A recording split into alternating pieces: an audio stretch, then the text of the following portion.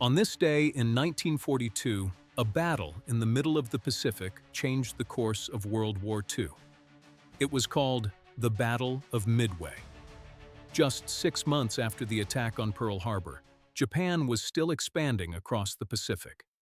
Their plan was to attack Midway Island and lure the American aircraft carriers into a trap. But the United States had a secret advantage. American codebreakers had already uncovered enough of Japan's naval messages to know the attack was coming.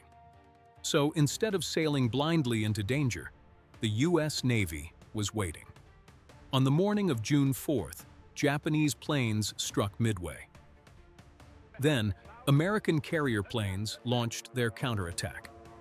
For a while, the battle hung in the balance.